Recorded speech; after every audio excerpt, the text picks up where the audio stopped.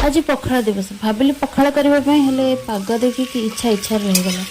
चल आम तो ओडिया लोक सब बेले ही पखाड़ खाऊचे से किसी पखाड़ दिवस पखाड़ न खाई केते मन दुख कर ना। तो आज आम गरम भात खावा से चूना माछ आसाला।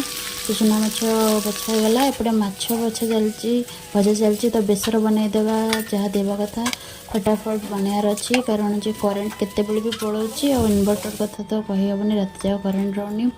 खटा माछ कले बहुत भल लगे। तो तेंतुड़ी भी मुझे बतुरे देली गोटे साइड्रे बास माछ भजा सरला से पैन में सोरिष फुटे बेसर ढालीदेली पानी देदेली भलसे फुटी सारा भजी जाइए माछ तादेह पकईदेली।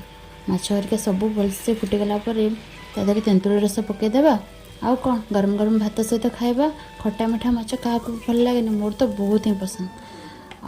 आईष होती माने आम घर तो पिता हम लिंब कड़ सीजन तो लिंब कड़ भी होता। मु तो चल